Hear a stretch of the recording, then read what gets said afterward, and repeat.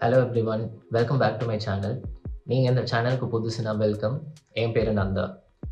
So இன்னைக்கு உங்கள் favourite Tamil movie of all time என்னன்னு கேட்டால் எந்த மூவி உங்கள் மைண்டுக்கு ஃபர்ஸ்ட் வரும்?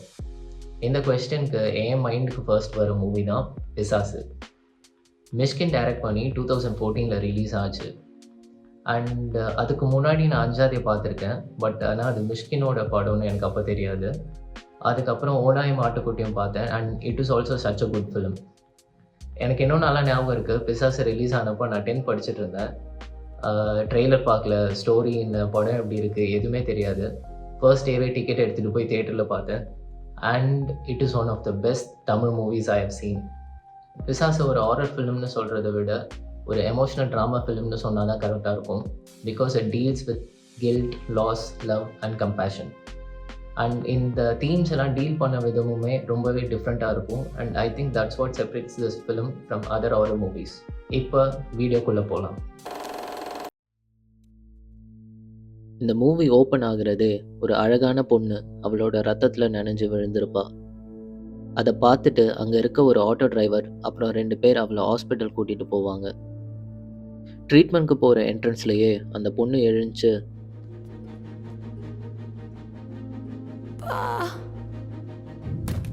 அப்பான்னு சொல்லிட்டு செத்துருவா. இந்த ஃபர்ஸ்ட் 5 மினிட் சீக்வன்ஸில் தூரத்தில் தெரியல சார். ஒரு பச்சை கார்னால ஆக்சிடெண்ட் ஆனது மட்டும்தான் நமக்கு தெரியும். அந்த பொண்ணு யாரு, அவள் பேர் என்ன, எதுவுமே நமக்கு தெரியாது.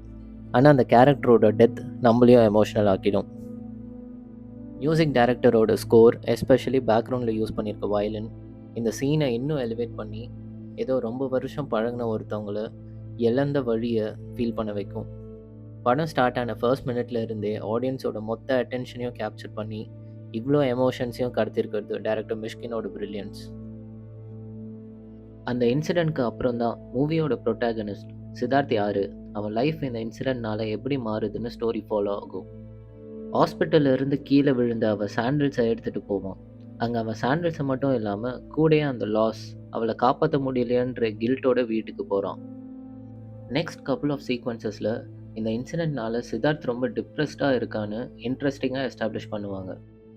அவன் ஒரு வயலின் பிளேயர், ஸோ ரெக்கார்டிங்கில் அவனால் ஒழுங்காக ஃபோக்கஸ் பண்ண முடியாது. ரோட்டில் ஒரு பைக்காரன் யாரையோ இடிச்சுட்டு நிற்காம போவான். இவனோட ட்ராமாவில் அவனை பிடிச்சு அடிக்கிறதுன்னு ரெஸ்ட்லெஸ்ஸாக இருப்பான். ஆனால் அங்கேயும் அந்த பைக் டிரைவர் அவனோட தப்பை உணர்ந்து திருப்பி ஹெல்ப் பண்ண போவான். அது எல்லார்கிட்டேயும் கம்பேஷன் இருக்குது, அதை வெளிப்படுத்த மறக்கிறோன்னு காட்டும். இந்த வலிகள்லேருந்து தப்பிக்க அண்ட் ஏதோ கொஞ்ச நேரம் மன நிம்மதியை தேடிக்க சித்தார்த் ஒரு சப்வேல பிளைண்ட் மாதிரி போய் வயலின் வாசிச்சு அங்கே பிச்சை எடுக்கிற ஒரு குரூப்க்கு ஹெல்ப் பண்ணுவான். இது மூலமாக சித்தார்த் ஒரு டீப்லி கம்பேஷனேட் பர்சன்னு தெரியும்.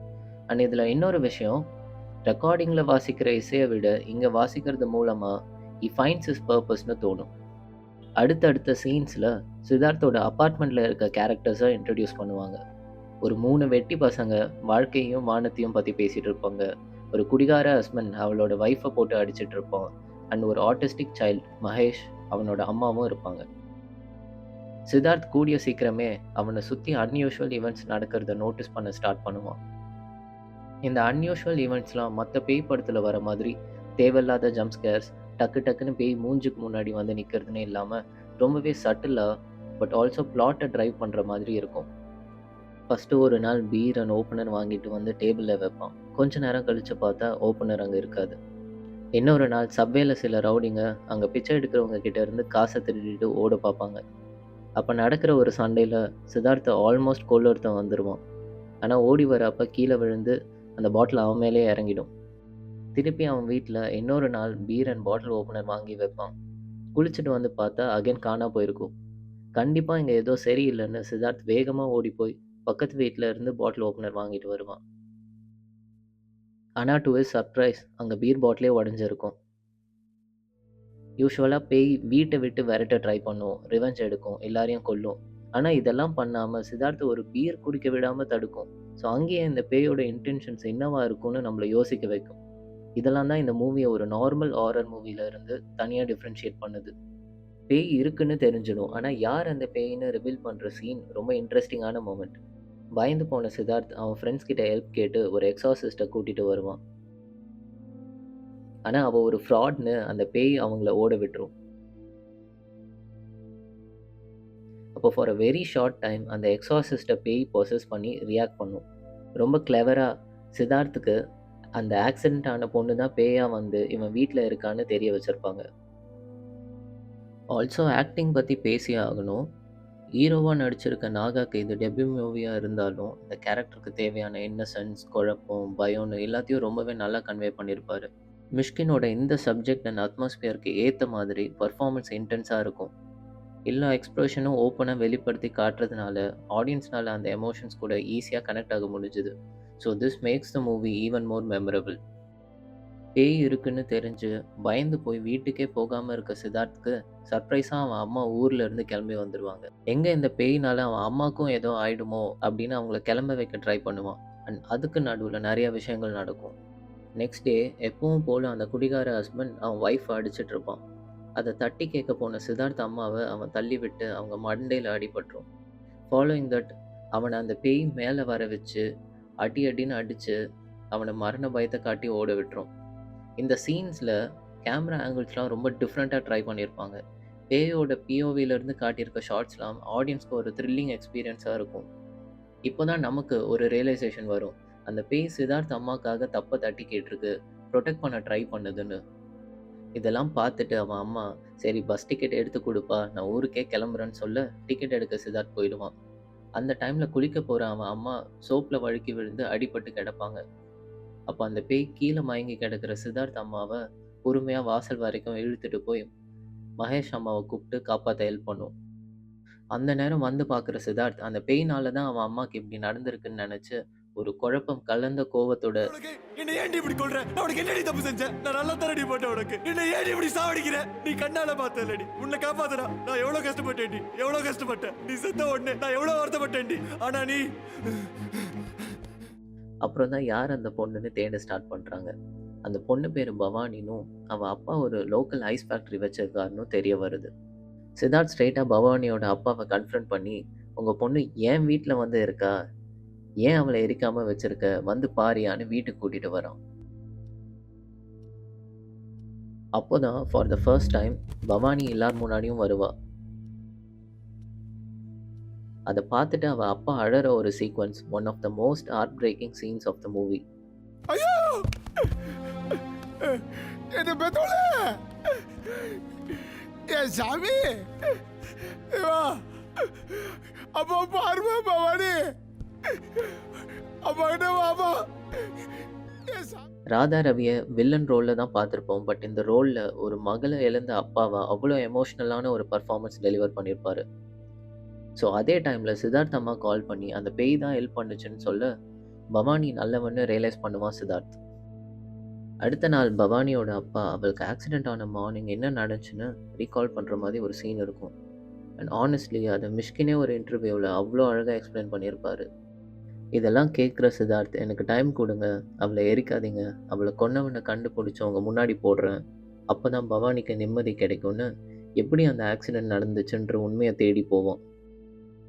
போலீஸ்கிட்ட கேஸை பற்றி விசாரிக்கிறப்ப எவனோ ஒருத்தன் ஒரு மெக்கானிக் கடையில் இருந்து காரை திருடிட்டு போன அப்போ இடிச்சிட்டான். பயத்தில் பைலட் தேட்டர் பின்னாடி காரை போட்டு எஸ்கேப் ஆகிட்டான்னு தெரிய வரும். இங்கே ஒரு இன்ட்ரெஸ்டிங்கான மொமெண்ட் ஒன்று இருக்கும். இவங்க பேசிகிட்டு இருக்கப்போ அங்கே ஒரு லேடி இவங்களே கவனிச்சுட்டு இருப்பாங்க. ஆக்சுவலாக அது பவானி தான். சித்தார்த் உண்மையை நெருங்கி போகிறத ஃபாலோ பண்ணிட்டு இருக்க மாதிரி காட்டியிருப்பாங்க. நெக்ஸ்ட் அந்த மெக்கானிக் ஷாப்பில் போய் பார்க்குறப்போ அந்த பச்சை காரை கவர் போட்டு மூடி வச்சுருப்பான். அந்த காரை பற்றி கேட்குறப்போ அதெல்லாம் தெரியாத, இடத்த காலி பண்ணுங்க அப்படின்னு ஓனர் சொல்லுவான். அங்கே வேலை செய்கிற ஒருத்தங்கிட்ட விசாரிக்கிறப்போ அந்த ஓனரோட சொந்தக்காரன் சம்பத்னு ஒருத்தர் தான் அந்த வண்டியை எடுத்துகிட்டு போனான்னு தெரிய வரும். சம்பத்தை தேடி பிடிச்சு மிரட்டுறப்போ அவன் எல்லா உண்மையும் சொல்லிடுவான். ரொம்ப வருஷமாக அவனுக்கும் அவன் ஒய்ஃபுக்கும் குழந்தையே இல்லாத காரணத்தினால ஹாஸ்பிட்டலில் இருந்து ரெட்டை குழந்தையில இருந்து ஒரு குழந்தைய திருடிட்டு அந்த பச்சை காரில் போகிற அப்போ தான் ஆக்சிடெண்ட் ஆகிருக்கும். ஆனால் நான் யாரையும் இடிக்கல, என் ஒய்ஃப் மேலே சத்தியம், என் ஒய்ஃப்காக தான் இதை பண்ணேன், எதுவும் பண்ணிடாதீங்க, என் ஒய்ஃப் உயிரே விட்டுருவான்னு கெஞ்சுவான். இந்த இடத்துல கூட ரெட்டை குழந்தையில ஒன்று எடுத்துகிட்டு போகிறான்னு காட்டுறதுனால அவன் பண்ணது தப்பாக இருந்தாலும் அதுக்கு பின்னாடி உள்ள வலி அண்ட் அவன் எதை யோசித்து இதை பண்ணியிருக்கான்னு நமக்கு புரியும். அப்போ அந்த சைட் போகிற அவன் சித்தி பொண்ணு ஆக்சிடெண்ட்டை பார்த்துருப்பா. ஸோ அவள் சித்தார்த் கிட்ட நடந்த உண்மையாக சொல்லுவாள். கடைசியாக சித்தார்த்துக்கு யார் பவானியை காரில் இடிச்சான்னு தெரிஞ்சிடும். இருந்தாலும் அவனுக்கு ஒரு கேள்வி இருக்கும். அதுக்காக அந்த ஆட்டோ டிரைவர் அடைக்கலமை தேடி போவான். ஒரு பாக்ஸில் 2 பொருளை காட்டி இதோட கலர் என்னன்னு சொல்லுவான். பவானி அதை தடுக்க ட்ரை பண்ணுவா. என்ன ஆனாலும் சித்தார்த்துக்கு உண்மை தெரியக்கூடாதுன்னு. எப்படியோ அவர் அதை பார்த்துட்டு இது பச்சை கலர் தானே தம்பி?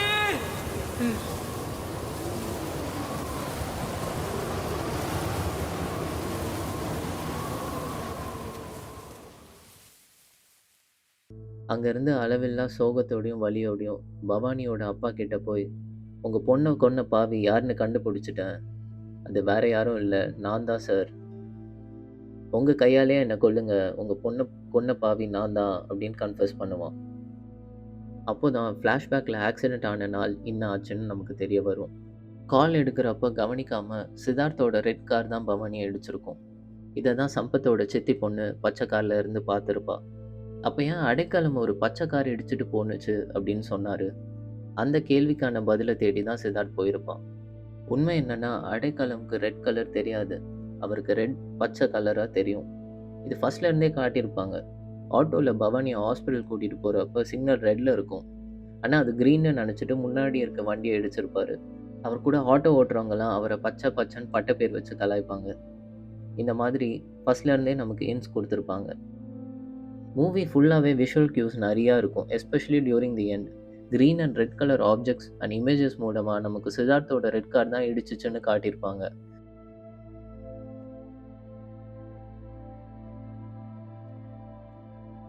அண்ட் சினிமாட்டோகிராஃபியுமே மிஷ்கினோட சிக்னேச்சர் லோ ஆங்கிள் ஷாட்ஸ் நிறையாவே இருக்கும் அண்ட் நியூ ஆங்கிள்ஸ்லாம் ட்ரை பண்ணியிருப்பாங்க.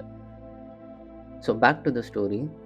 பவானி அப்பா, இல்லை இப்படி ஒரு விஷயத்தை நீ பண்ணியிருக்க முடியாது, நீ ரொம்ப நல்லவன் ஆறுதல் சொன்னாலும் அதை ஏற்றுக்க முடியாத சித்தார்த் பவானி உடலை வச்சிருக்க ஐஸ் பிளாக்னால சூசைட் பண்ணிக்க ட்ரை பண்ணுவான்.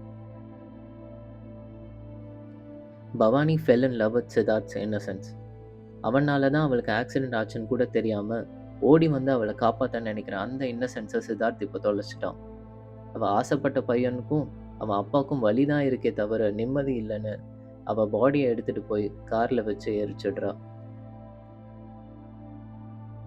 டைட்டில் கார்டோட படம் அங்கே முடியுது. இந்த மூவியில் ஒரு சீன் அண்ட் டைலாக் கூட தேவையில்லாத சீன்னு சொல்லவே முடியாது. அவ்வளோ வெல் பேஸ்ட் அண்ட் வெல் ரிட்டனான ஒரு ஸ்க்ரீன் பிளே. அண்ட் இதே கதையை டிஃப்ரெண்ட் வேஸில் சொல்லியிருக்கலாம், பட் கடைசி வரைக்கும் ஆடியன்ஸ்க்கு ஒரு சஸ்பென்ஸ் பில்ட் பண்ணி அதை அவ்வளோ பியூட்டிஃபுல்லாக ரிவீல் பண்ணியிருப்பாங்க ஸ்க்ரீன் பிளே மூலமாக. Truly this is one of the best movies in Tamil cinema. என் கிரெடிட்ஸை நோட் பண்ணிங்கன்னா கூட பிசாசு தெய்வமாக அப்படின்னு இருக்கும். மிஷ்கின் நிஜமாவே ஒரு பிசாசு தெய்வமாக காட்டினவர் தான். இந்த வீடியோ உங்களுக்கு பிடிச்சிருந்துச்சுன்னா லைக் பண்ணுங்கள், ஷேர் பண்ணுங்கள், சப்ஸ்கிரைப் பண்ணுங்கள். அண்ட் பிசாசு பற்றி நீங்கள் என்ன நினைக்கிறீங்கன்னு, உங்கள் ஃபேவரட் தமிழ் மூவி என்னன்னு கமெண்ட்ஸில் சொல்லுங்கள். தேங்க்யூ. Bye by.